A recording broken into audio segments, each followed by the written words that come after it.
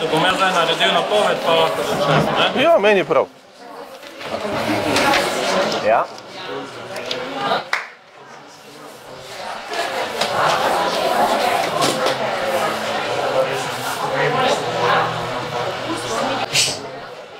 Lepo pozdravljeni na današnji predstavitvi knjige Poslušajmo filme avtorja Mitje Reichenberga. Danes je z nami avtor knjige Mitja in pa vodi pa pogovor z njim gospod Damjan Winter, filmski kritik. Mitja Reichenberg je izredno nadarjen glasbenik in tudi avtor, teoretik.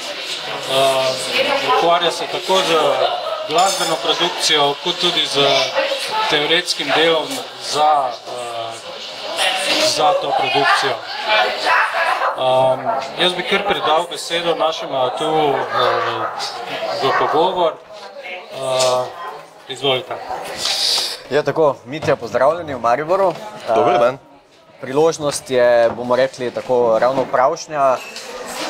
Jesen je sicer že tu, 4-letni časi in 4. knjiga Poslušajmo filme, ki je prišla v sklopu tega, čemur posvečaš, se lahko tikava, življenje že nekaj časa. Začnemo recimo z temi zadevami, v čem se razlikuje od prvih 3 v tej seriji, je v bistvu samo nadgradnja ali po čem posebej izstopa?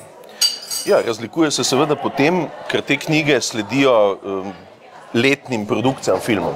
Kar pomeni, se razlikuje pač v tem, ker obravnava filme tekočih produkcij, recimo leta 15, leta 16, in seveda ne razlikuje pa se po načinu pisanja, kar pomeni pogled na filmsko glasbo, pogled v filme, pogled v stroko same glasbe kot takšne in seveda filmske produkcije, ki je pač dosegljiva, bi lahko rekli, v nekem splošnem formatu, bodi si na festivalih, bodi si, da je opozorila nas na kakšnih posebnih tekmovanjih, bodi si, da je bila nagrajena. Spravi, to produkcijo nekako poskušam skozi glasbeno teorijo ali pa teorijo filmske glasbe prikazati kot tisto, ki jo je vredno poslušati. Torej, namen tudi je ta, da se gledalca, povprečnega gledalca opozori na to, da film, ko gledamo film, ni dejansko samo gledanje nekih slik, ampak da se zavemo, koliko je zvočna dimenzija, koliko je zvok sam prisoten oziroma koliko nam pomaga obogatiti oziroma dojemati sliko. A smo dovolj osveščeni ali nismo, recimo, dobro? Dobro vprašanje, če smo dovolj osveščeni. Zagotovo imamo vse, kar potrebujemo za to, da poslušamo. Ampak poslušanje ni zgolj proces sedenja in pričakovanja, da pač nekaj slišimo. Pri poslušanju filmov gre pravzaprav za malo bolj kompleksno zadevo, kar pomeni, da moramo tisto, kar slišimo in kar poslušamo, tudi na nek način znati interpretirati, znati premišljevati in spraviti v neki kontekst. Če to spravljamo v neki kontekst, seveda potem zlahka ugotovimo, da vsakršen film dobi novo dimenzijo. Ni filmska dimenzija zgolj dimenzija slike, zgolj dimenzija dialoga ali pa zgolj dimenzija zvoka, zvoka kot besede, sem hotel reči, ampak je tudi dimenzija pravzaprav zvočnih struktur, glasbenih struktur. In kakor hitro to ugotovimo, da lahko interpretiramo, dobi film lahko dodatno interpretacijo glede na nekaj, kar na nek način film mogoče v prvem, drugem nivoju dialogov in zgodbe ne ponuja. Knjiga sama je v bistvu v tem sklopu nadaljevanja spremljanje tekoče filmske produkcije ali sodobni film, ki je recimo vedno bolj, recimo vse komercialno gledano, bombastično usmerjen v neke spektakularne vizualne efekte. Ali se je recimo, kako se je zvočna podoba filma spremenila v teh recimo letih, kar vi to spremljate? Imamo na nek način 2 veliki skupini filmov. Ena skupina filmov sledi tem bombastičnim, spektakularnim modelom. Med te filme seveda sodi večinoma hollywoodske produkcije, ki temelji na tem velikem zvoku, na velikih orkestrskih tonih in tako dalje. Kontra temu se pa postavljajo izjemno intimni filmi, se pa postavljajo intimne drame, intimni, recimo, glasbeni deli, tudi komponisti se potem odločajo, ali bojo pisali pravzaprav za te spektakularne filme, ali bojo pisali za nekakšne bolj intimne drame.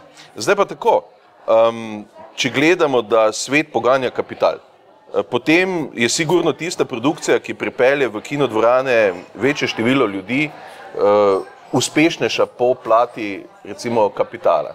Medtem ko, ja, zagotovo, zato ker pač na koncu se prešteje nek denar in se reče, ta film je bil uspešen, zato ker je prinesel toliko milijonov dolarjev, ne? Un film je bil pa manj uspešen, ker je prinesel manj milijonov dolarjev. Ampak uspešnost v umetnosti, v zgodovini umetnosti ne moremo meriti s tem, koliko je pač bila prodana ali pa kupljena, ampak se jo meri z drugimi vatli. In kakor hitro pa merimo z drugimi vatli, pa ne merimo več s finančnimi vatli, ampak merimo pravzaprav z vatli kvalitete. Ko govorimo o filmski glasbi in o njegovi kvaliteti, je najlažje govoriti v nekih preteklikih. Spravi, pogledamo nazaj 20, 30, 40, 50 let ali več in vidimo, katera filmska glasba je bila tista, ki se je obdržala in ki je hkrati, ko se je obdržala, nastavlja in sestavlja nek novi model premišljevanja. Ko to zmerimo, potem lahko ugotovimo, da se gotovi današnji komponisti znajo ozirati nazaj v preteklost in znajo potegniti iz preteklosti tiste kvalitete za filmsko glasbo, ki predstavlja mogoče še vedno nek retro pogled v filmsko umetnost, če tako rečeva, sicer pa predstavlja lahko tudi nek popolnoma nov sistem novosti v filmih, recimo današnjega časa. Zakaj govorim o tem? Recimo, predstavljamo si zgodovinski spektakl, ne vem, egipčanskega formata, Ben-Hur, evo, predstavljamo si, evo, Ben-Hurja in predstavljamo si recimo noter, no, vse Ben-Hur kot eden teh novejših. Ki ima inačico že narejeno zdaj, ne? Inačic, okej. Ampak predstavljate si recimo, da v ta film pa se komponist na nek način odloči, da uporabi čisto rock glasbo, ne? Ja, zdaj lahko pridemo do diskrepance in lahko rečemo, ne moremo uporabljati takšne glasbe v filmu, ki govori toliko tisoče let pred našim štetjem, bla, bla, bla. Potem se pa jaz vprašam kontra, ne, prvič, zakaj ne moremo uporabljati? Saj mi ne vemo točno, kakšno glasbo so takrat igrali, zato ker je zagotovo niso posneli ali pa zapisali, da bi mi vedeli, kaj to je. Spravi, to je že prvo, kar sploh ni pomembno. Kot drugo, ni pomembno zaradi tega, ker je film v osnovi umetnost. In že tak fejka zgodovino. Pa če naredijo še takšne kostume, pa še takšne, ne vem, maske, pa ne vem kaj še vse, zagotovo je bil posnet, mislim, v današnjem času in fejkamo, da je to bilo takrat. Zakaj ergo ne moremo uporabiti pravzaprav glasbo, ki je današnjemu gledalcu blizu? Ki ima ravno tako enako sporočilno vrednost lahko, ali pa enak format sporočilnosti, kot jo je imela glasba 50-ih let ali pa leta 1820 ali pa ne vem, v obdobju Bachovega baroka. Ni važno. Gre za sporočilnost. In sporočilnost je tista, ki se v umetnosti vedno interpretira. In če stvar interpretiramo na ta način, potem je dejansko čisto vseeno, kako glasbo oblikujemo. Pomembno je, da funkcionira pravzaprav glede na neko filmsko prigodo, glede na neko filmsko dogajanje in tako dalje. In sploh ni noben problem rock kitaro, električen bas, kaj zvem, karkoli uporabiti v kombinaciji z staro egipčansko sago o kaj zvem komorkoli. Na ta način hočem prikazati, da filmska glasba ni omejena, ne? Ni omejena na drugo, razen na to, da jo delajo večinoma šalabajzeri, tistih pač, ki imajo 5 minut časa in počnejo neke stvari zato, ker je pač njihov prijatelj tist, ki je se proglasil za režiserja, njegovi kolegi so pa bili tisti, ki so imeli tist popoldne čas, da so snemali, ne? Na ta način ne moramo govoriti o filmski glasbi, pač govoriva o nekem, ne vem, prijateljskem, familiarnem happeningu in iz tega je pač nastal nek družinski film. Dejstvo pa je, da je problem druge. Problem je v tem, da publika, ki ni izobražena, na nek način ne prepoznava razlik. Prepoznava razlike recimo samo v tistem momentu, ali so to filmi od njihovih prijateljev ali pa niso. Ali poznajo režiserje ali ga ne poznajo, ali poznajo 3 igralce in igralke not ali pa jih ne poznajo. Nimajo nobene distance do kvalitete umetnije, ne? To se je preizkusilo že ničkolikokrat. Mislim, primeri recimo, ne? Picassove slike, ne? Picassove slike so šli in so jih, to se pravi fotokopije oziroma kopije slik so šli in so jih prikazovali na cesti, ne? Takole, ne? In ljudem, ki so pač mimo prišli, jasno, kot sem rekel, ne originale, ampak kopije teh slik. In ljudje so hodili mimo in se te umetnosti čudili In so tudi te plakate, te slike, ne, ki so bili v bistvu plakati, so jih prodajali. Ne. So rekli, a bi vi doma imeli to sliko, ali bi jo kupili, ljudje so se zgražali za božjo voljo. Mislim, to ni ničemer podobno, prosim. Mislim, a lahko to, gledajte, imamo mi doma druge slike, na kar so povedali tem ljudem, oprostite, ampak to sliko je naredil Pablo Picasso, ta slika je vredna toliko milijonov dolarjev. Ljudje so se sam za glavo prijeli in so rekli, kako so ljudje neumni, da za takšno pacarijo plačajo milijone dolarjev.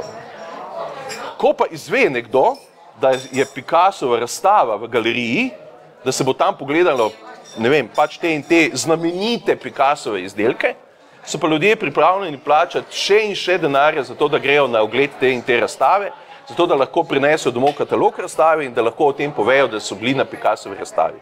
V Parizu so naredili še celo drug eksperiment. Vmes med Picassovo razstavo so dali noter slike študentov akademije, ki so, bi lahko rekli, ne v stilu, ne, ampak so recimo podobno obrisane. Ne. In ljudje niso prepoznavali sploh razlik med originalnimi slikami in tistimi slikami, zato ker se sploh sliki niso toliko približali, da bi gledali podpisane slike. Ne.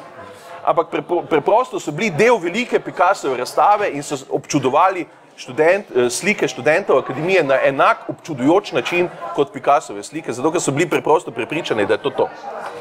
Zdaj, če lahko prekinemo, če se navežem. Ne, toliko o kvaliteti umetnosti. Ja. Okay. Bila sva dva konteksta, to se pravi vprašanje, ki si ga sam začel, to se pravi nek zgodovinski spektakl, opremiti z rock glasbo, sodobno glasbo, kako bi to funkcioniralo. Gre za v bistvu navezavo tega, kako mi dojemamo slike z nekim kulturnim, družbenim ozadjem, isto v tem kontekstu Picassoja, to se pravi vse odvisno od nekega konteksta, od naše percepcije. V knjigi tudi na začetku lepo razdeliš 4 funkcije, če sem si prav zapomnil glasbe, to se pravi kakšna je vrednost glasbe, morda par besed o tem, kaj je njen družbeni kontekst, kaj je njen avtorski kontekst. Ja, če imamo cel popoldne čas, ni problem. Na kratko. Gotove stvari se na kratko ne da povedati. Okay. Ampak da se reči, da je dobro to prebrati. Zaradi tega, ker družben glasbeni kontekst ni kontekst stvari, ki se dogajajo samo tukaj in zdaj, ampak ravno zato se mu reče kontekst. Kar pomeni vsaka umetnost, tako glasbena kot vizualne umetnosti in tako dalje, so vpete v nek čas. In ker so vpete v nek čas, pomeni, da so vpete pravzaprav v neka ozadja. Okolja. Ja. Tako, okolja, ozadja. In ta ozadja niso samo ozadja našega časa, ampak so kulturna naša ozadja, so ozadja misli in idej, ki jih samo seboj prinesemo, so ozadja našega izobraževalnega nivoja, so ozadja našega vedenja o nekih stvareh in tako dalje. Zdaj, filmska glasba se seveda večinoma navezuje na to, čemur je namenjena, to pomeni na film. Kar je meni najbolj fenomenalno pri tej stvari je, da je filmska glasba znala izstopiti iz filma in funkcionira zase. Funkcionira zase na odrih, na koncertnih odrih, tako kot funkcionirajo pravzaprav Beethovenove simfonije, ne vem, Verdijeve opere in tako dalje. Kar se mi zdi pri tem še posebej pomembno je, da obstaja celo povezava med klasičnimi glasbenimi strukturami, to se pravi glasbe, ki ni bila nikoli pisana za filme in nikoli pravzaprav ni nastajala kot filmska glasba, v povezavi s filmom. V današnjih filmih srečate noter ogromno glasbe skladateljev preteklih obdobij in gledalci sploh ne vedo, da je to glasba, ki ni bila narejena za filme. Recimo en takšnih tipičnih modelov predstavlja začetek Kubrickove Odiseje. Tipičen model zaradi tega, ker vsi pomnijo ta fascinanten začetek vstajanja, zore človeštva, bujenje sveta itd. itd. In se smatra, da je to originalna glasba, tisti pompozen začetek. V resnici je pa to od Richarda Straussa, tako je govoril Zaratustra, simfonična poema, ki nima veze niti z Kubrickom, še manj z Odisejo, ima pa veze s Friedrichom Nietzschejem in z njegovo debelo knjigo, tako je govoril Zaratustra. Ampak dejansko se pa ta muzika razume kot del filmske zgodovine. Isto Odiseja, da 1001, takti, tako. In to je kontekst. To je kontekst na ozadju, katerega se pravzaprav dojema na nek način filmska glasba. Druga filmska glasba pa izstopi iz filma in funkcionira kot sama zase. Ogromno glasbe, jaz ne vem, Ennija Morricona, ogromno glasbe Johna Williamsa, ogromno glasbe funkcionira kot simfonične suite, kot koncertni repertoar, recimo njegova od Morricona Gabrielova oboa, ne? Gabrielova oboa iz filma Mission jo izvajajo oboisti po svetu kot del svojih koncertov, kot svoj performance, kot skladbo, kot da bi igrali, ne vem, pač koncert za oboe in orkester, bla bla, igrajo suito ali pa odlomek iz filma Mission, Gabrielova oboa, Ennija Morricona. In potem še celo to sem zasledil v enem komentarju, seveda na internetu, je nekdo komentiral, da so uporabili v filmu Mission, da je v filmu Mission bila uporabljena skladba Ennija Morricona, koncertna, rečemo, verzija oboe, Gabrielove oboe. Kot da je on napisal koncert za oboe, z naslovom Gabrielova oboa in so jo uporabili v filmu. To se pravi, celo do tega obrata je prišlo, ne? Čeprav je resnica obratna, ne? Mislim, na ta način ima glasba nek družben kontekst, ne? In ko pa filmska glasba postane tudi koncertna glasba in koncertna glasba, filmska glasba, pa pravzaprav se ta meja popolnoma razdre, ne? Kdaj se je začel ta trend? Se mi zdi, da to nekako ni, v zlati dobi Hollywooda še ni bilo tega, ne? Ja, to je res, to imaš prav. To se je začelo pravzaprav tam po letu 60, ko so ugotovili, da recimo ta veliki muzikli izstopajo z svojimi kratkimi, pomembnimi idejami svojih songov in so te songe odnesli pravzaprav drugam. Na radijske postaje, ne vem kaj še vse, in so jih začeli pop glasbeniki izvajati. So jih začeli izvajati kot recimo Celine Dion, ki je velike uspehe na odru požela z My Heart Will Go On iz filma Titanic, ne? Ampak spet, ta skladba je bila narejena za film in je bila tam predstavljena in potem je postala odrska uspešnica. No, to se je začelo tako v 60-ih letih in potem se je začelo tudi filmsko glasbo razumeti kot umetnost, ki lahko stopi iz filma in postane samostojna umetnost. Mogoče navezava na to, v knjigi se tudi dosti pozarja na sam zvok, ne glasbo kot glasbo, ampak celo zvok, zvočno podobo filma, če lahko tako rečeva. Vemo tudi, da imamo Slovenci malo probleme z prevajanjem teh terminov, to verjetno bi tudi rabila en nadaljni popoldan. Zdaj pa recimo tudi Oskarji kot prestižne nagrade, tudi ta kategorija zvočne montaže pa montaže zvoka se je tudi dokaj pozno začel, oziroma kasneje, ne? Začel se je v 30-ih letih, ne? 36. leta so že bile prve nagrade za filmsko glasbo. Oskarji, ne? Dostikrat se me vpraša, zakaj sledim Oskarjevim nagradam, če pa je to pač ena posebna kategorija, vemo, kakšni filmi tja prihajajo, bla, bla, bla. Ok, ampak jaz bom zelo vesel, ko bo katerikoli velik evropski festival, kot Cannes ali pa Berlin, kamor tudi ti hodiš, ne? Ali pa Benetke ali pa karkoli, ko bo imel nagrado za filmski zvok. Vse nagrajujejo po vrsti, mislim, unega, ki je, ne vem, čevleš čisto nekomu, ampak filmskega zvoka ne nagrajujejo, ne Benetke, ne Cannes, nihče ne nagrajuje tega. Zato se oziram tja, kjer pa filmski zvok nagrajujejo. Prepoznavajo, evo, še boljše, ne? In res je, da tja prihajajo specifični filmi, ampak problem tega, da tja prihajajo specifični filmi je tudi v tem, da ti specifični filmi predstavljajo neki brand, ne? Predstavljajo neki trend, v katerem se pravzaprav filmi naslednjih sezon, naslednjega leta ozirajo. Ker rečejo, aha, to so modeli, to so načini mišljenja, to so brendi nekega časa, v katerem je potrebno delati. Zato opozarjam na njih. In še nekaj, ne? Tudi če ti filmi pač prihajajo z Oskarji in na Oskarji in ob Oskarji in tako dalje, ogromno komponistov pa prihaja iz Evrope. To se pravi, komponisti hodijo tja pisati filmsko muziko. Da jih prepoznajo. Ki jih prepoznavajo, ne? Ne vem, saj jih lahko našteva, jaz sem nekaj že začel, jaz sem začel recimo dobro. Ennio Morricone, ne? Ennio Morricone je Italijan. Kar pomeni, on ustvarja pravzaprav za veliko produkcijo, ampak po narodnosti Italijan. Je sinonim za špageti, veste, ki so ameriški, ne? Tako, ki so pa ameriški, ne? Spravi, film je nek tak dost multinacionalen umetniški program, ki vključuje ljudi iz vseh vetrov in na koncu zafunkcionira kot mogoče največja timska umetnost, ne? v nobeni drugi umetnosti ni en tim tako združen. Ne? Slikar naslika svojo sliko s svojim oljem, svojim platnom v svoji sobici, v svojem ateljeju in potem jo proda svojemu prijatelju. Ne? Spravi, to je, ne? Nobena druga od teh umetnosti ni v kreativnem smislu tako timska, tako veliko potezna. Ne? Komponist tudi napiše svojo muziko za svojo pisalno mizo v svoji glavi. Ne? Tu pa film pa sestavi umetnosti skupaj. Ne? Zato je tudi Wagner razmišljal o Gesamtkunstwerk, ne? Je razmišljal o umetnini, ki združuje umetnine med seboj. Ne? In film je pravzaprav sam nadaljevanje Wagnerjevih idej. Ne? Mogoče čisto tako vprašanje, animacija. Animacija je zdaj tudi zelo popularna.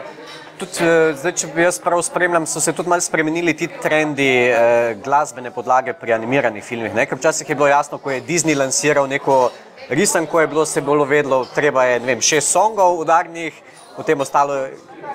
Zdaj pa, ko so risanke tudi že manj prijazne, za moje pojme, malo zablojene, pa to, ne vem, te klobasice ali pa kaj take, verjetno tam tudi ne paše več tak soundtrack. Kako mogoče to transformacijo te filmske glasbe pri animiranih filmih vidite?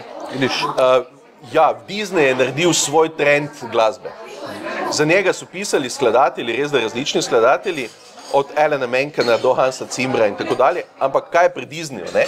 Disney ima svoj trend in ko postaneš komponist Disneyja, moraš pisati v tem trendu. Šablona. Tako, moraš pisati v šabloni. Ne moreš pisati tako, kot ti misliš, da bi bilo fino, medtem ko izven Disneyja, ker Disney je dejansko tovarna sanj, ne? Ampak največja resnica na tej tovarni sanj je to, da je to tovarna. Tisto sanj pomeni bolj tak, ne, za marketinški štos. Ja. In kdorkoli pride tam noter pisati muziko, mora pisati v trendu Disneyja. Ne more pisati v svojem trendu. Ne. To se pravi, tudi če bi za njega začel pisati, jaz ne vem, Jean-Michel Jarre, ne, bi moral pisati v trendu Disneyja. Ne. Ali pa kdorkoli, no, saj sem pač njega rekel, ker je imel koncert pred nedavnim. Ne. Je pa Jean-Michel Jarre pravzaprav sin filmskega komponista. Ne. Ampak, ok. To se pravi, to so trendi, ne? Ja, okay. In trendi se razvijajo lahko znotraj nekih velikih korporacij, kot je Disney, ne? Se lahko razvijajo tudi znotraj korporacij, kot je Warner Bros. Ali pa Paramount ali pa kaj takšnega, ne? Se pa lahko razvijajo tudi znotraj trendov, recimo nekih žanrov. Se ve, western ima ta moment, ne? Kaj pa vem, grozljivka, horror ima ta moment, ne? In če smo zdaj na nekih animacijah, ne? Se animacije uvrščajo v neke trendovske skupine, horror animacija, una animacija, science fiction animacija, bla, bla, bla, in potem komponisti posežejo po trendu, recimo žanrsko oblikovanih, ne vem, filmskih uspešnic, in če je animacija science fiction, bojo pač posegli po trendu zvoka, muzike science fiction filmov. Kar je bil recimo ravno science fiction. Oprosti, sem se kar istočnico dal, ker se mi zdi pomembna. Zdaj vidiš, jaz se lahko sam s sabo tudi pogovarjam. Ne? Mislim, se sprašujem in si odgovarjam. Ne? Se problem bo samo v tem, če se ne bom strinjal z nečem, kar sem vprašal. Fenomenalen odklon od klasičnega umevanja science fictiona je bil film Alfonsa Cuarona Gravitacija, ki je na nek način hotel biti science fiction, ker se je dogajal pač nekje druge, se je dogajal izven našega, rečemo, ja, izven naše gravitacije, ne? Ampak, kot veste, je bil to Oscar za filmski zvok in glasbo in kako ustvariti zvok nečesa, kjer se dogaja točno tam, kjer zvoka ni, ne? Ta zvočni premislek je torej preskočil idejo naše percepcije zvoka in je skočil v idejo, kako mi dojemamo zvok. Če si prej vprašal, ne, zvok v filmu, ne, zvok v filmu je tisti background, je tisto ozadje, na katerem mi film dojemamo. Nek vezni člen. Ja, zdaj pa zakaj film dojemamo? Zato, ker ga dojemamo bolj realen od realnosti same. Zakaj ga dojemamo bolj realne od realnosti same? Dojemamo ga zato, ker vsa realnost, ki jo mi tukaj pred seboj imamo, je pravzaprav naš konstrukt. Konstrukt česa? Konstrukt naših 5 čutov in čutil. Če bi mi bili v neki minuti, da bi si zaželeli 1 minuto biti muha, pa bi potem spet prišli nazaj, bi ta naša realnost bila v popolnoma drugačnem konstruktu. Bi doživeli nov konstrukt realnosti. in bi prišli nazaj in bi zagotovo lahko rekli, ta realnost, ki jo mi tukaj dojemamo kot ljudje, je samo ena od oblik od realnosti. Zakaj? Ker je konstrukt tega, kaj mi slišimo, vidimo, vonjamo, čutimo, okušamo. Naši čuti so pa omejeni, mi pač slišimo sam 20 Hz do 20 kg, zvok pa je bistveno večji, širši, več obsegajoč. Tudi naš vid je omejen. Mi ne vidimo tega in tega, teh svetlobnih nijans in tako dalje, spektra ne vidimo, ne? Zdaj pa spet, ne? Problem pa je drugje, da pa naše telo pa lahko občuti več, kot naši čuti zajamejo. Mi lahko zvok občutimo, ne moremo ga pa slišati. In bila so že v 70-ih letih so že bili filmi, ki so delali z ultra in z infrazvokom. Velik film Potres je delal z ultrazvokom zaradi tega, da so ljudje imeli občutek, da se dvorana trese. Zato, ker so dobili občutek tega valovanja, ki ga ni bilo možno slišati. In si ga v želodcu, ne vem, kaj pa vem, kje si ga čutil, mislim, v kosteh, v revmi, ni važno. Ampak problem je bil v tem, da si pravzaprav občutil nekaj, česar nisi slišal in je povzročal tesnobo, je povzročal, ne vem, paničnost in so predtem celo najavljali ljudje, ki so klaustrofobični, ki imajo probleme s temi in temi zadevami, prosim, ne hodi v dvorano, zato ker so ljudje imeli probleme. Ko so začutili te frekvence, so rekli, jaz se ne počutim v redu, namreč še celo infra in ultrazvok lahko povzročata vrtoglavice, povzročata lahko krvavenje iz nosu, povzročata suha usta lahko, mislim, telo odreagira. To se pravi, zvok ni samo nekaj, kar mi poslušamo, ne? In dobro, da si omenil ta zvok. Zvok v filmu je del že dolgo nazaj eksperimentalnih modelov. Tako kot tista ena sličica noter, ne? V filmu, ki jo vstaviš na vsakih toliko. Tako. Kje vidiš nezavest, bi jo pa naj zaznala. Tako, ki nezavedno pravzaprav sporoča neke zadeve. To so podliminalne naše zaznave in to se da vedno delati. In film je postal zato bolj realno od realnosti same, ker v realnosti sami mi pravzaprav ne moremo nekomu drugemu povzročati podliminalnih zaznav ali drugače, ne vem, infrazvoka mi ne moremo narediti. No. Ker nimamo kontrole nad realnostjo, film pa dejansko fejka celo realnost in... Ja, ampak fake realnosti, ne, je postal za nas bolj realni. Ja. Ne? In to je ta fenomen. Bolj koncentriran, ali ker smo bolj dovzetni, ali... Jaz bi rekel celo bolj dovzetni. Bolj dovzetni, kajti, ne? Film, ko se mi usedemo v kinodvorano, se ugasnejo luči, ne? Film postane magija, ne? Postane tisti zajec iz klobuka ven, ne? Kateremu vsi verjamemo, da je prišel z klobuka, pa vendar naša zavest nam govori, da ni mogel priti z klobuka, ne? In film kot takšen začne delovati pravzaprav tudi na nivoju sugestije, globokih sugestij in na nek način seveda tudi funkcionira kot manipulativno sredstvo lahko, ne? Zakaj to govorim? Zato, ker vsi dobro vemo, ko gledamo neke filme, pa znamo reči, ne, film nas je pa potegnil noter, ne? Kaj je tisto, kaj nas je not potegnilo, ne? Film funkcionira na modelu hipnoze. Zakaj? Zakaj na modelu hipnoze? Zato, ker sedimo in smo pasivni v tistem trenutku, ne? In smo osredotočeni v bistvu na neko majhno točko. Tudi, če je to veliko platno, ne? To ni platno, ki gre okrog nas, kot recimo realnost, ko se lahko obračamo, ampak smo fokusirani na neke dele. In kakor hitro film začne funkcionirati s svojim glasom, zvokom, svojo podobo in s sliko, ki ji mi sugestivno verjamemo, deluje pravzaprav hipnotično. In v tistem trenutku mi pademo v tako imenovano stanje, drugo stanje, kjer smo sicer navzven pasivni, sedimo ko limone, ne? Znotraj smo pa aktivni tak, da se bliska, ne? To lahko sami preizkusite. Zakaj? Zato, ker smo pri filmu se pripravljeni smejati, pa nas nihče ne žgečka, smo se pripravljeni jokati, pa nismo jedli čebule. Pa te boli, pa te noben je varo. Ja, evo, dobro. Smo pripravljeni biti razočarani, ko zapuščamo kinodvorane, pa nas ni nihče osebno užalil ali pa razočaral. Zgodi se nekaj znotraj nas. To se pravi, je film deloval sugestivno. In kakor hitro deluje sugestivno, deluje hipnotično. Zdaj, ali dosega ta učinek, ali ga ne dosega. Je pa vprašanje, seveda, vseh teh elementov, to, kar Damjan praviš, elementov podobe, elementov barve, elementov kadriranja, elementov zvoka, elementov glasbe, elementov besed, in to je tisto, kar nas potem očara, ne?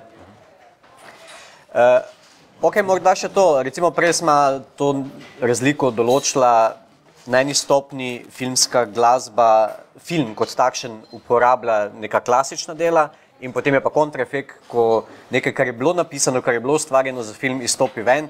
Recimo, ne vem, tu imamo eksotični vokal v Gladiatorju, pa imamo afriške ritme, Thinner and Line, pa klasične, ne? In ti trendi se potem predstavljajo navzven. Zdaj, prej smo animacijo tudi omenila. Pri animaciji, recimo, se mi je zdelo, da se za Shrekom, res da boš povedal, če se strinjaš, ne, zgodilo to, da so uporabili neke pop znane komade, ampak v tisti varianti, ne. Tudi dosti pri filmih danes je pa tak, da imamo filme, ki nimajo, vsaj mi ne zaznavamo, posebej napisane glasbe, ampak uporabljajo kompilacijo nekih že poznanih. Meni je recimo zadnji primer tak 50 Shades of, ne, ker ima za moje pojme pač zelo slab soundtrack, meni v filmu ni funkcioniral, zdaj lahko porekaš, v knjigi tudi posebej razlagaš vse, kak je bilo, zakaj je bilo. In ne vem, kak se ti zdi, kaj je treba paziti pri tem, ko uporabljaš neke dele glasbe, ki so bili že prej narejeni in s katero imamo seveda mi tudi kot konzumerji neke asociacije, ne? Če ti nekdo v filmu uporabi komad, pri katerem si ti prvič seksal ali pa se prvič poljubljal z nekom, je vedno ta nek motiv drugač, kot če glasbo posebej napišeš. Tu je zdaj precej vprašanj, dosti vprašanj, ampak ja, sej, mogoče začnem pri koncu. Okay. Pomembno je to, kar si rekel, zakaj? Zato, ker mi dobimo skozi neko glasbo, a zdaj gre za seks ali gre za karkoli, mi dobimo neko izkušnjo. Izkušnja, ki smo jo dobili mi pri neki glasbi, je lahko pozitivna ali pa negativna. Ampak se zapiše. Se zapiše, tako. Evo, ta izkušnja se zapiše in jo pravzaprav mi vedno nosimo s seboj. O tej izkušnji zunanjih držljajev, ali je to glasba ali karkoli drugega, je razlagal en gospod in je naredil tudi eksperimente, ki se imenoval gospod Pavlov. Gospod Pavlov se je ukvarjal z psi, s cucki. Slinanje. Ja. Ampak ukvarjal se z zvokom, ni se ukvarjal s cucki kot takšnimi, to spravi ni bil kinolog, če je hodil v kino, ne vem, ampak ukvarjal se je torej z živalmi, ampak on se je ukvarjal z zvokom, zakaj? Se poznate, tako imenovane Pavlove psi, oziroma gre za refleksni, za merjenje refleksov, to spravi, ok, in za pogojevalni učinek, ne? On je zvonil, pa jim dal hrano, pa zvonil, pa dal hrano, ne? Kako hitro pozvonil, pomeni, da se je ukvarjal z zvokom, kako hitro dal hrano, jih je pa pogojeval, ne? In hrana je še vedno eden od teh osnovnih naših pogojevalnih momentov. Ravno tak, razmnoževanje, seks je eden od teh pogojevalnih, razmnoževalnih elementov, primarnih funkcij, hrana, vemo, tekočina, razmnoževanje in tako dalje. Ok. Kaj je ugotovil? Ugotovil je pravzaprav, da sta te dve zadevi povezani. Da mi lahko povezujemo zunanje držljaje z nekimi našimi spomini, z nekimi našimi dejavnostmi. In je ugotovil seveda po nekem času, ko jim je zvonil pa dajal hrano, da je dovolj, da samo pozvoni in so se že slinili in so že pretekli svojim skodelcam in so tisto hoteli imeti. Na isti način funkcionira glasba. Če imamo mi nek spomin ali pa nek zapisan spomin na nekaj, ob nečem, neko referenco, bomo mi vedno pripravljeni to referenco položiti zraven. Na novo napisana filmska glasba ni referenčna, ne? Zato ker nimamo reference, kar pomeni, da se referenca zapisuje takrat, ko mi film gledamo in vsi poznamo melodije, ne vem, Love Story, iz filma Love Story, vsi poznamo, ne vem, znane teme iz filmov, ne vem, v vrtincu, James Bond, bla, bla, bla, bla, bla, bla. In so se prepisali, so se preleple pač na Jamesa Bonda, okay, ali pa na Pink Panthera, ali pa na whatever, ne? So se pač preleple tja in imamo to izkušnjo. Če imamo mi izkušnjo, ne vem, z Vivaldijevimi 4-letnimi časi, kot si dobro uvedel, ne, kakršnokoli izkušnjo pač imamo, lahko da smo pico jedli Quattro stagioni takrat, ne, poslušali 4-letne čase, ko bomo to slišali v filmu, bo naš prvi moment to, ta pica, ki pa se seveda skozi film transformira v nekaj drugega. Ok, se pač prelepi nekaj drugega zraven, ampak na ta način funkcionira... Se nalaga nekako naše tako, ampak funkcionira sigurno iz naše pravzaprav zakladnice spominov. če sva zelo profana. Ne? Medtem ko originalna glasba ima pa tukaj dve možnosti.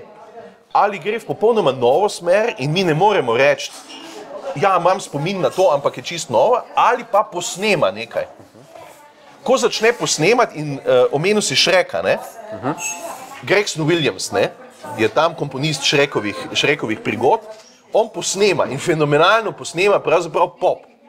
In posnema tako, da imate občutek, da ste to muziko že kar nekje slišali in da imate z njo že, ne vem, neke dobre izkušnje in bla, bla, bla. V resnici je pa vedno na novo narejena. In zato, ker je vedno na novo narejena, ampak se hkrati hrani z vašim arhivom, z vašim spominom, pride do tega, da vam je blizu. Če zdaj res malo profano rečemo, zakaj pa vam je blizu? Zaradi tega, ker vas ne vznemirja, ker vas spominja na neke ugodne zadeve, zato ker... In kakor hitro nas glasba spominja na neke naše ugodne spomine, je točno tista pravzaprav, na kar producenti se naslanjajo, silijo, zato da bojo imeli dovolj publike, da bo na koncu dovolj velika številka izplena in tako dalje. Glasba pa seveda kot takšna nima te funkcije, da bi želela tebe napolniti z nekim veseljem ali pa žalostjo, ampak je zgolj nek element, ki poskuša pri filmu, če rečemo tako dalje, do filma, ne, če hoče pri filmu dodajati dimenzijo. 50 odtenkov sive, dobro si omenil to, jaz se opredelim do te glasbe v knjigi noter, ne, ampak opredelim se do nje kot analitik, ne, ne kot gledalec in poslušalec, mislim, dobro si rekel... Razložiš ozadje, zakaj vse, kje, Zdaj, ali funkcionira, ali ne funkcionira, ne? Jaz ne vem, kakšne izkušnje si ti imel, mislim, o vseh teh 50 odtenkih, ampak definitivno moramo pogledati umetnost ločeno od nekega našega subjektivnega občutka, ne? In včasih lahko rečemo, ena stvar v filmu funkcionira fenomenalno. Izven filma ne more funkcionirati zato, ker je bebava. In potem se vprašamo, zakaj funkcionira v filmu. Zato, ker preprosto zadeve verjameš. Ena najbolj preprostih filmskih partitur, res preprostih, če jo boste pogledali, je takšna, da bi jo lahko zaigrali, ne vem, na 2 prsta ali pa na 3 prste, če se poškodujete vmes. Je partitura za film Gora Brobeck. To je tudi izjemno kratka partitura. Cela partitura mislim, da je dolga niti ne 20 minut. 15 minut pa nekaj je dolga partitura. Ampak zakaj je fenomenalna? Zato, ker tak nič, tak razpadajoča, tak raztrgana, tak čipkasta, tak luknasta, tak prozorna, da glede na film, ki govori pa pravzaprav eni taki globoki intimi, eni celo mogoče družbeno danes zanemarjeni temi, o kateri bi bilo treba več govoriti, funkcionira kot temeljno nasprotje. In omenil si Gladiatorja, fenomenalno funkcionira tam en del v Gladiatorju, kjer je tudi glas od Lize Gerard in muska od Hansa Zimmera, ko imamo najbolj krvavi del na začetku. Najbolj blagodejno. Krvavi del, da glave letijo, noge špricajo okrog, ne vem, kaj še vse se dogaja. Ridley Scott je ustavil kamero in naredil tam seveda čist počasen posnetek, da vidimo vsa ta čreve, ki letijo okrog, ne. Hkrati pa izjemno epska glasba, epska, lepa. Zdaj boste rekli, pa to je noro. Tam bi moralo biti grozno, strašno, ne? Epsko. Zakaj? Zato, ker razširi, in to glasba naredi, razširi pravzaprav naše emocionalno polje. Tu je, na eni strani je groza, da bi skakali od hudega pa v stran gledali, na drugi strani je pa epska glasba, ki nas boža. In ko to skup date, dobite pravzaprav taki paravan občutkov. In to je tista moč glasbe. Samo pogledajte si ta odlomek, pa uglasnite muziko. Pa boste videli, mislim, zelo banalno sekanje, mahanje, pa padanje enega takšnega umetnega snega dol, ne. Boste rekli, mislim, so what, ne. Da ste muziko zraven, pa suze lijo plave oči, ne. Mislim, res neverjetno. Še en tak primer, mogoče, ne vem, Tanka rdeča črta od Malika, kjer recimo, ne vem, Američani, ko odrejo v kamp Japoncev in jih pokoljajo in se začne normalno z realnim zvokom, potem pa sredi klanja, ne, gre zvok v fade out in ostane tišina in tak izvisiš in potem pride v bistvu lirična glasba gor in se mi zdi, da se te stvari ravno še bolj zarežejo mogoče v naš čustveni spektr. Mogoče. Tišina, ne? Tišina je eden od pomembnih glasbenih elementov, ne? Izjemno pomembnih, ker če vi prekinete nek glasbeni tok s tišino, je tišina izjemno povedna, ne? Izjemno pripovedna. Danes se jo premalo uporablja, ne? Tišine se v filmih absolutno premalo uporablja. Ljudje bi se morali, ki se z glasbo ukvarjajo, samo spomniti, da je John Cage pred 50 leti napisal skladbo, ki se imenuje 4:33, pardon, ki se imenuje 4:33 in to je glasba za pianista solo, ki sedi 4 minute in 33 samo za klavirjem, ne zaigra nobenega tona, to je pa skladba za klavir, ki ima 3 stavke. In dejansko pianist ima štoparco in odštopa prvi stavek, obrne list, odštopa drugi stavek in na koncu se pokloni. Ja, zadeva zgleda smešna, ne? Zgleda, mislim, celo neumna in ne vem, kaj še vse lahko rečete. Ampak, kaj je Cage povedal, ne? Niti ena izvedba te skladbe ni enaka drugi izvedbi. Ker tišina ni enaka nikoli. Ker tišine preprosto ni mogoče zajeti. On je napisal samo pauze. Ampak tudi Beethoven je uporabljal pauze, tudi Bach je uporabljal, tudi Palestrina, kdorkoli je uporabljal pauze. In zakaj pauza ne more biti del glasbe, če se pa tudi v pauzi, ko ne glasbenik izvaja nič, se nekaj dogaja. Kaj se dogaja? Dogaja se publika, dogaja se premiki, dogaja se migotanje, kašljanje, dogaja se karkoli. In v osnovi je pa ta 4:33, to spravi 4 črtica, 33, 2 črtici, pomeni 4 minute, 33 sekund, je imela drug naslov, oziroma on je pustil potem en podnaslov tega, in sicer The Prayer, to spravi molitev. Ne, tist, ki moli, tist, ki praying, ne, tist, ki moli, tist, ki premišljuje. Danes bi rekli nek kontemplacijski moment, ne, to spravi tist, ki se je pripravljen zazreti vase, ne. In poskusite vi sedeti 3 minute ali pa 4 minute ali pa 5 minut v tišini.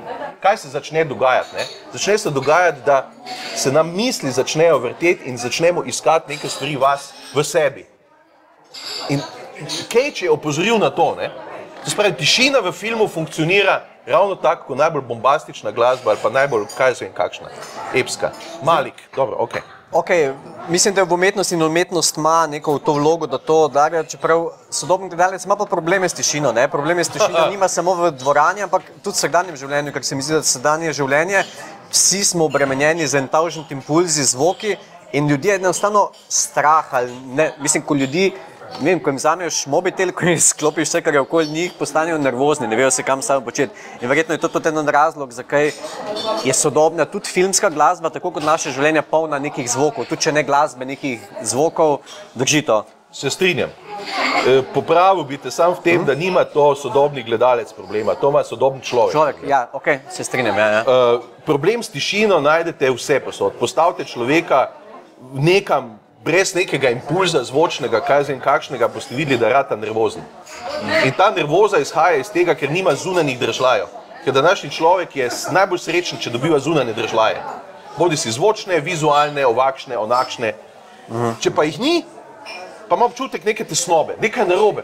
Nihče me ne kliče, nobenega maila nisem dobil, telefon mi ne zvoni, kaj mogoče ni elektrike, kaj se je zgodilo, sosedov ni doma, kako to, da ne slišim cucke lajati, mislim, in prije seveda do neke tesnobe. Namesto, da bi prišel do obratnega učinka, pa bi rekli, hvala Bogu, ni ničesar, noben telefon ne zvoni, ničesar ne slišim. Prije do neke tesnobe, zato ker smo konstantno naviti, ne? Mi imamo konstanten občutek, da se morajo stvari dogajati, se morajo dogajati in dogajati in dogajati in dogajati. In ko se že dogajajo tako, da nam že špricajo, se morajo pa še malo bolj dogajati. Ne? Sploh ne stopimo z teh adrenalinskih toboganov dol. Ne? In filmi, današnji filmi, so pravzaprav samo še dodatni stimulatorji tega. Mislim, poglejte v dvoranah, mislim, mene sicer ne moti, ampak pa nisem naglušen še tako precej. Ampak v kinodvoranah je muzika, zvok je nabit tako gor, da to ni res. Ne? Če bi to spustili, ne vem, na pol decibelov dol, bi ljudje začeli poslušati stvari. Tak pa tak ni potrebno poslušati. Lahko se še po telefonu pogovarjaš, pa ne slišiš ničesar drugega. Ne? A ne bi ti dal film malo bolj na tiho, jaz imam telefonu se nekom zazment v kinu. Ne? Mislim, hočem reči, tako bobni, tako polno je tega, zato da pridete ven, ja, čist nori. Ne? kaj če bi dali na pol, pa bi začeli poslušati, kaj se pa res tam dogaja, kaj se pa res tam meni. Ljudje bi naenkrat nehali šumeti s tistimi svojimi zadevami, naenkrat bi nehali na telefone gledati, ker bi tam se pa nekaj dogaja, tam pa je nekaj, tam pa je nekaj, ne? Meni se zdi ravno fenomenalno, ker se vedno redkeje dogaja v kinodvoranah, ko uspe režiser tako zrežirati, oziroma ne sem režiser, kot celotna zvočno-vizualna podoba filma, da pri današnjih gledalcih, ki so res navajeni telefonirati vmes in vse skupaj, da začutiš tišino, ampak ti trenutki so vedno bolj redki in vsaka čast. Me pa zanima mogoče tvoje mnenje o trendu, ne vem, če je to trend ali ni. Jaz sem dostikrat zasledil, da polaga zelo veliko pozornost ustvarjalci na recimo zaključni komad filma. To se pravi, film recimo pač teče kot teče, potem pa je na koncu, bodisi da se začne že v zadnji sceni ali pa potem pri odjavni špici, pa ne zdaj dva taka primera, mogoče en komercialni je Fast and Furious, ta zadnji s Paulom Walkerjem, ki je pač postal drugi, mi je bil pa ostal spominu Me Before You, kjer dejansko zaključni komad, zaključni sceni, zelo malo glasbe, vse jasno tako čutil je, pa ne pesmi vmes in tvoji čuti so nekako takte zrajcajo na nek način v tem minimalističnem smislu. Na koncu ti pa da tisti komad kot balzam, povzetek celotne zgodbe, tudi tekst sam, no, tako da mogoče, a je to trend ali to pač slučajno, ali kaj meniš ti o tem, no, ali to funkcionira, zakaj funkcionira? Je trend, ne, sem imaš prav, je trend, ampak ta trend ima eno ozadje. Namreč ozadje se reče temu, kdaj se film konča. Ozadje tega je, kdaj je konc filma. A je konc filma takrat, ko je konc zgodbe, ali je konc filma takrat, ko neha, ko neha vse. Kdaj je konec filma? To je tudi naredil Jackson na koncu vseh svojih Gospodarjev prstanov. To se pravi ta odjavna špica, če tako rečemo, ali pa odjavni boben. Ta odjavni boben prinaša pravzaprav glasbo. Peter Jackson je posebej za odjavno špice najemal pravzaprav glasbenike, ki so pisali glasbo za odjavno špico. In ti komadi iz odjavnih špic so postali pravzaprav komadi filmov. Gospodar prstanov sem omenil zaradi tega, ker je pozval znane glasbenike, da to počnejo. To pač ni tisti, ki ima 10 minut cajta kot v Sloveniji, ampak dejansko je poslal glasbenike, pozval, ki so potem to glasbo celo uporabljali na svojih albumih, recimo. Zdaj zakaj? Preprosto zaradi tega, kdaj se konča film. Ali se film konča, ko se zgodba konča, ali je še odjavni boben del filma. Jaz smatram, pa ne, ker sem filmski komponist, pa se mi zdi to pošteno, ampak se mi zdi pošteno do ljudi, ki so film naredili, da ljudje pogledamo do konca, kdo nam je ponudil to filmsko iluzijo. In so komadi na koncu zato, da gledalce zadržijo, da slišimo to zadevo.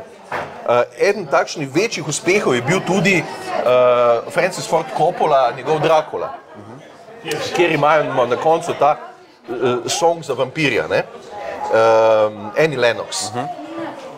In Annie Lennox je seveda samo tam, samo na odjavni špici, zaradi tega, da zadrži kot Annie Lennox ljudi v dvorani.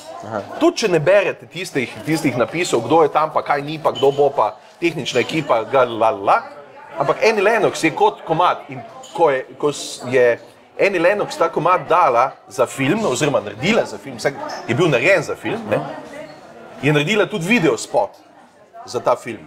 In videospot povzema odlomke iz filma. In ko so ljudje zdaj pa videli, povezali videospot, pa danes vidite, da ostajajo v dvoranah noter, zato ker lahko poslušajo komade od Annie Lennox, recimo, ali pa od drugih, lahko poslušajo do konca komad. In to je seveda trend, ki se je obrnil, če si prej omenil, trend se je pa obrnil, ker nekoč so bili vsi te dolge klobase, kdo je kaj, kje je delal, so bile pa na začetku. Zakaj pa so bili na začetku? Na začetku so bili pa iz čistega komercialnega učinka, zato ker imajo ljudje občutek, da lahko zamujajo. Zato so tudi pri operah uverture. Zato, ker začnejo, oni tam začnejo klofati uverturo in potem ljudje zunaj, ki pijejo še svoja 2 deci, seveda slišijo, noč se je začelo, daj prid, gremo noč se je že začelo. Seveda začelo se je z uverturo, potem se komaj platno odpre. Film v vrtincu ima uverturo. Film v vrtincu ima tudi med igro, ker so kolute menjavali. Imate glasbo, takrat so se še zavese zapirale. Imate muziko, ki ta čas igra v dvorani in oni kolute menjajo in se spet odpre in gre film naprej. Ljudje pa grejo vmes nekaj spet, pa nekaj narediti. In filmski Boben na začetku je imel nalogo, da je spomnil ljudi, da se bo začelo in so prišli v dvorano. Zdaj, koliko so vlovili, od tistih napisov so vlovili, ampak film se je pa končal s tistim znamenitim koncem, vedno konec, ne? The end, konc, tuf, konc in so šli domov. Danes je pa ta trend, da se je to obrnilo, v tem je point, ne?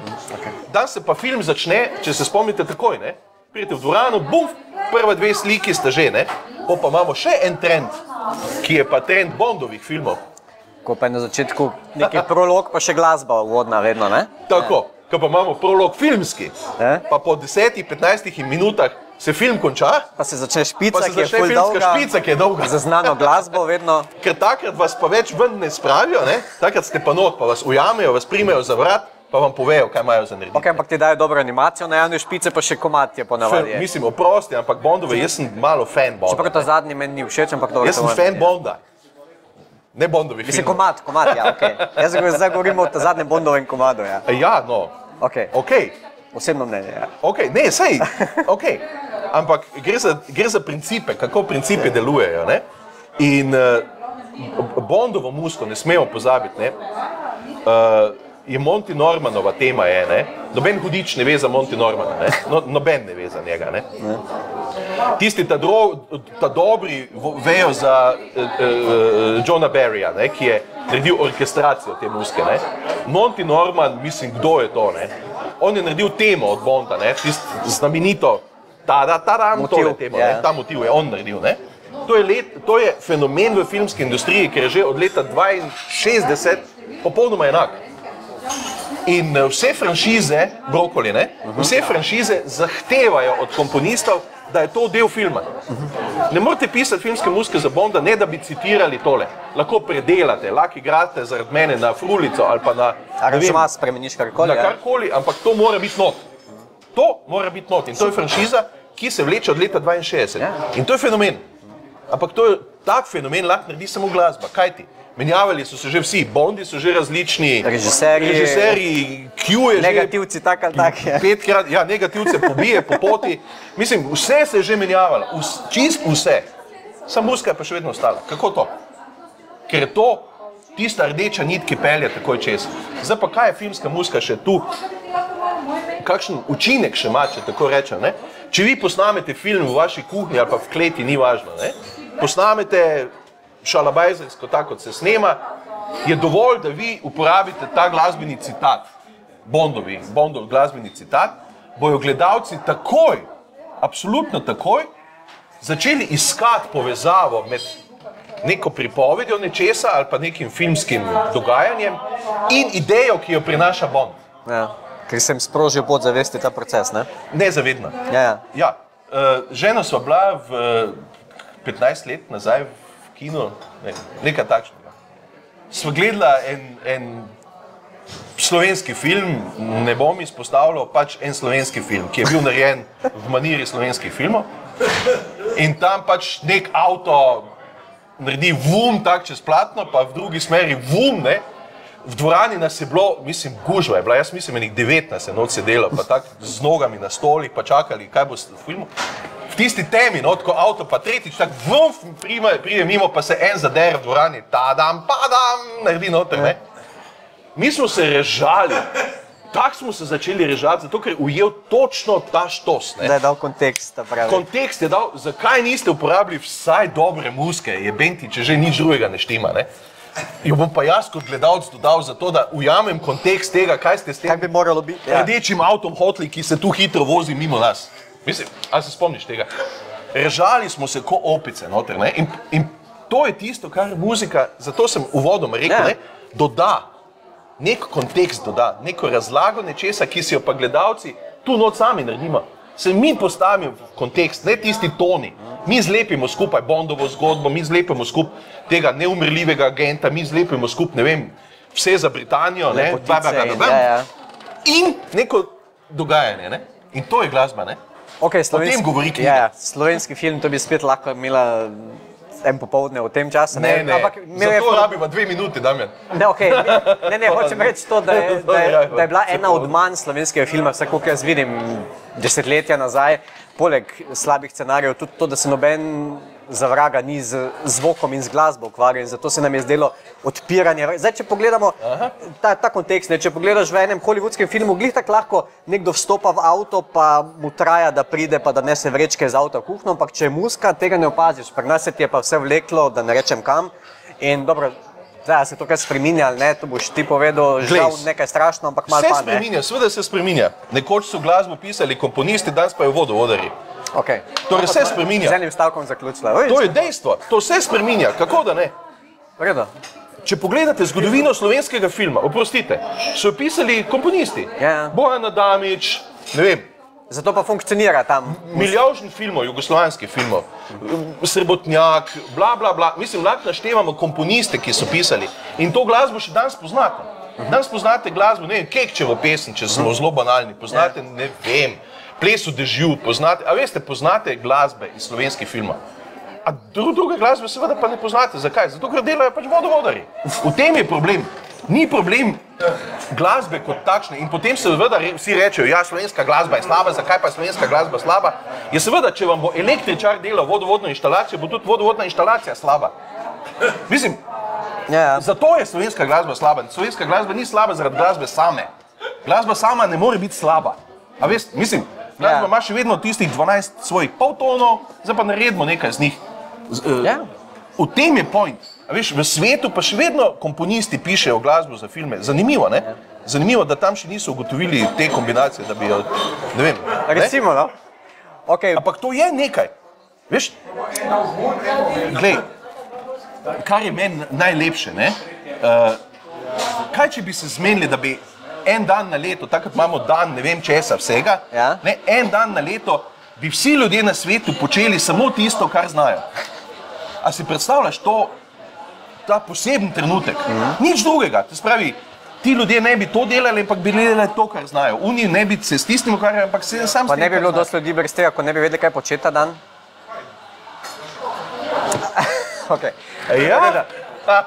Ampak samo tisto, kar res znajo. Predstavljaj si to, kako bi pravzaprav izgledalo to, kaj bi se zgodilo. Jaz mislim, da bi se v tistem enem dnevu zgodil nek neverjeten premik. Naenkrat bi ugotovili, da tega pa tega pa tega pa tega ne bojo delali, ker to pa to pa to pa to zna nekdo drug boljše. In bi vsi profitirali, ne? Na koncu, Damjan, prepričan sem, da bi vsi profitirali. Mislim, da moramo počasi zaključiti to najno lepo druženje. Mimogrede, kako hitro mine cel dan, ne? Knjiga, ne, to me zanima, mislim, da še zdaj se malo vrnemo na tvoje pisanje knjige, ki je sicer svoj vrsten proces in ti sam veš, kaj vse za tem je, ampak koliko se, ja, knjiga, ki je danes žal nimamo tukaj, ampak se v knjigi pogovarjamo za tiste, ki ste se kasneje pridružili, poslušajmo filme številka 4. Mogoče sem to, kaj vse moraš pri svojem delu raziskovati, ne vem, zdaj, prva asociacija mi je, ko si pisal, ko pišeš knjige o filmu Fury, Bess, opisuješ vrste tankov in tega, mislim, a ti je to zanimivo, a je to pač vzameš kot nuja pri svojem pisanju, poslu, ali se ti širi obzorje, ali, no, vem. Ja, zagotovo se mi širi obzorje. Za zdaj se mi še širi, da se tudi jaz širim, ampak, ja, jaz namreč smatram, da je razumevanje filma kot realnosti, nove realnosti, je možno samo, če razumeš kontekst realnosti, v katero je nek film postavljen. To, da sem pač raziskoval tanke in se o njih poučil in jih pregledal, je dejansko ena majhna nuja, zato da lahko tudi glasbo kot takšno postavljam v neke kontekste razumevanja tega. Ker ni čisto vseeno, kaj je, razen če pa ugotovim, da je bilo čisto vseeno, pa rečem, tu nekaj ni v redu, ker nekdo tega ni raziskal. Kar pomeni spet, nekdo, ki meni ponudi film kot neko umetnijo, nečesa, je moral nekaj raziskati, da mi ga lahko ponudi. Če pa jaz najdem v raziskovanju, ko grem nazaj po njegovi poti, da tega ni naredil, pa rečem, daj, no, prosim, lepo, ne? Šlamparija, ne veš, ne znaš, kako to, da sem jaz ugotovil drugače. Mislim, gre za to, ne? In raziskovanje takšnih stvari, recimo za eno takšno knjigo, potegne za sabo seveda raziskovanje tudi kontekstov filma, ker film je kontekstualna umetnost, če je, ne? In raziskovanje pravzaprav glasbe, glasbenih trendov, ker pa sem na nek način tudi glasbenik, mi je to toliko lažje, zato ker cele tiste dolge poti ne rabim prehoditi, ne? Zanimivo mi je opazovanje, tebe so uvedli danes v pogovor z mano kot z filmskim kritikom. Ja. Zanimivo mi je razmišljanje filmskih kritikov, ki absolutno se izogibajo česarkoli drugega v filmih kot zgodbe. Zgodba je tista, ki se v filmskih kritikih pravzaprav pojavlja kot nek temeljni agens, o katerem je treba pri filmu govoriti. In če je neka šablonska zgodba, potem je film že a priori za nič, Tako. ker kao ni nobenega twista, suspenza, karkoli. Vsi vemo že, Mad Max gre tak, Uni gre tak, Bond gre tak. Love story gre tak, ja.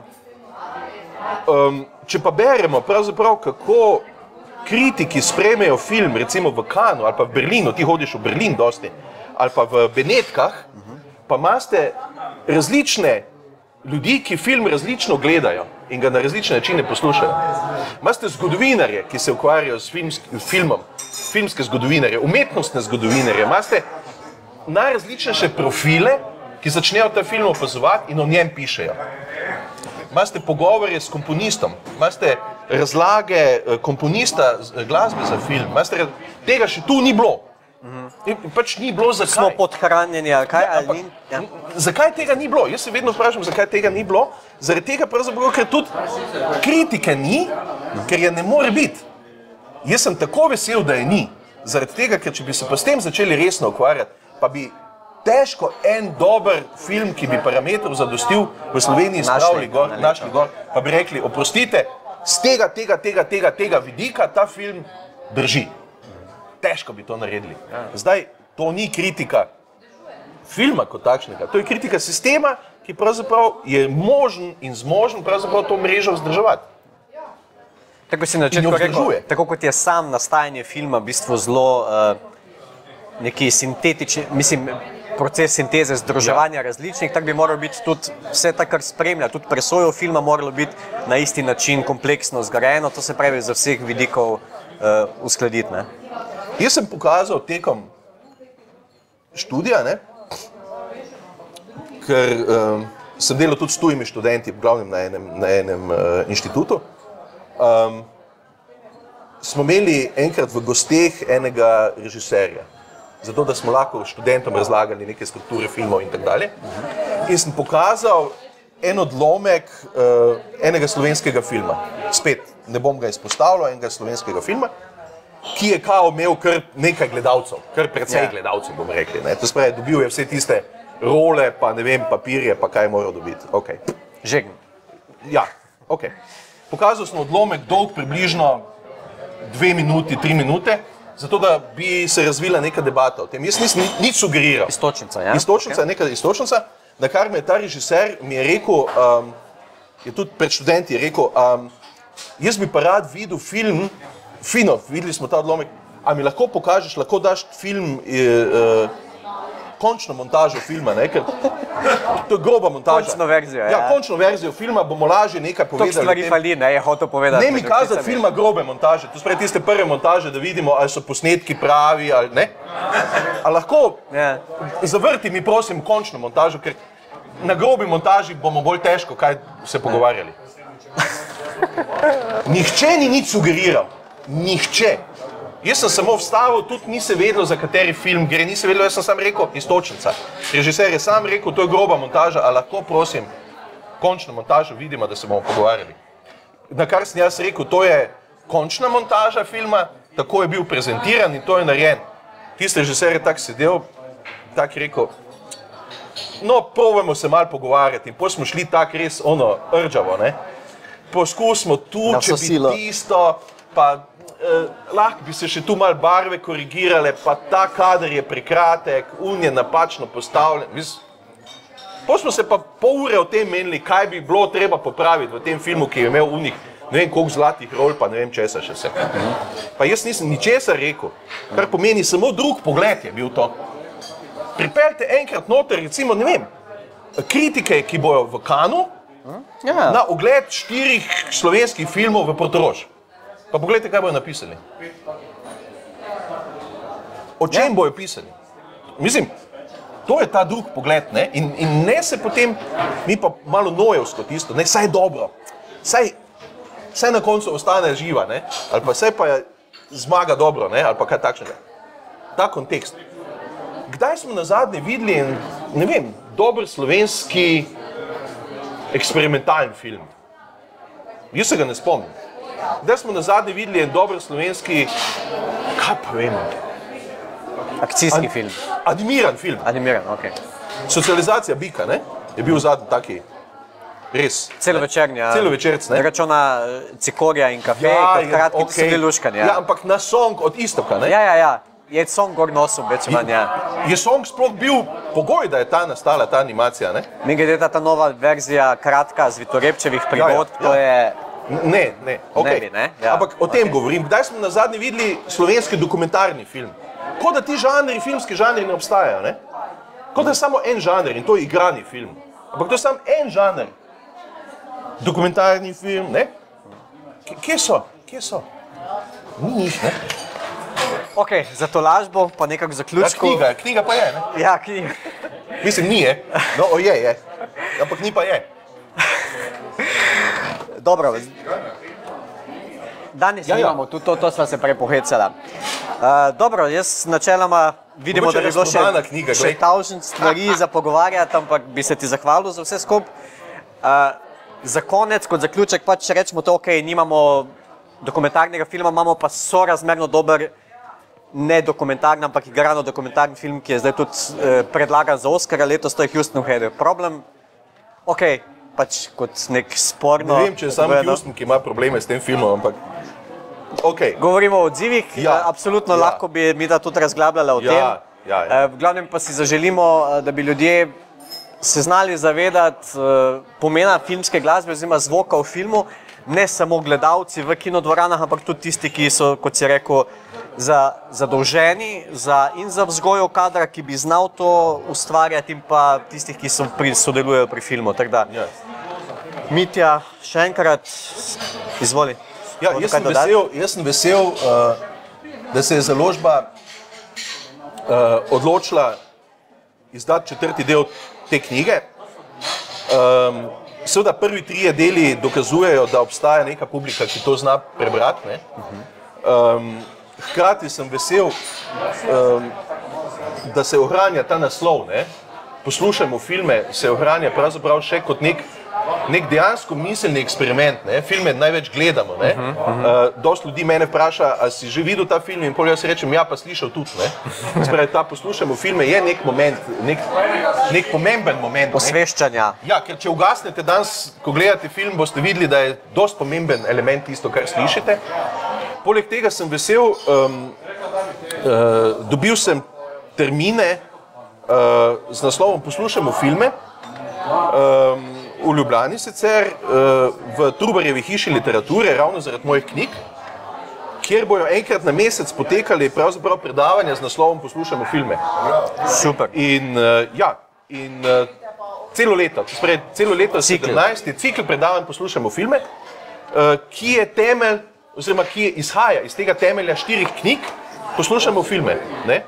In všeč mi je, da vedno več tudi mojih študentov, tudi vedno več ljudi, pravzaprav, ki jih okužim z nekim takim načinom premišljevanja o poslušanju filmov, dejansko po nekem času rečejo, Madonca, ne? Pa res, jaz sem zadnjič to in to poslušal, ono in ono. In so hvaležni za to, da so... K poslušanju filmov je pa tudi enkrat en študent moj, ne?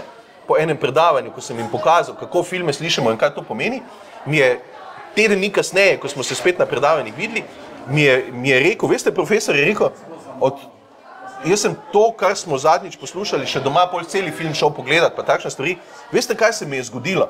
Je rekel, od zdaj dalje jaz ne znam več filma samo gledati, ampak stalno nekaj poslušam, kak je kaj narejeno.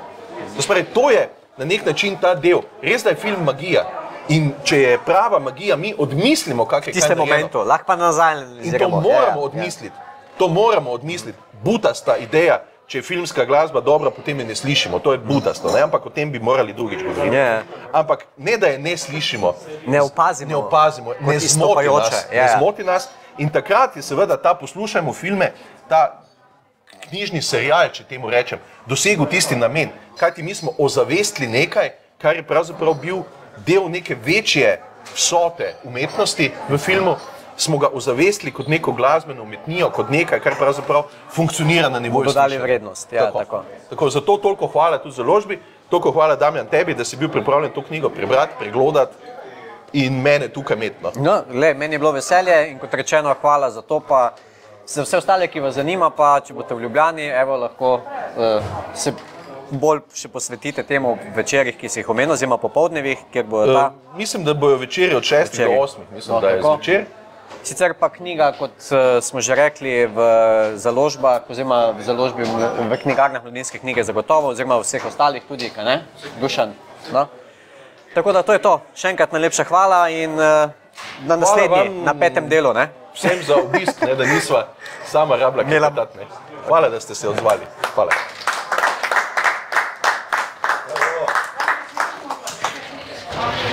Kat. Čakaj še, bom povedal. Mogoče, če bi kdo iz publike kaj želel dodati ali komentirati, vprašati, jaz bi se med tem najprej zahvalil avtorju Miti Reichenberga, knjiga Poslušajmo filme, filmska glasba onkraj platna in filmskemu kritiku Damjanu Winterju, ki je vodil pogovor. Ali so kakšna vprašanja? Če ne, pa smo še tu, ne? Par minut, tako da...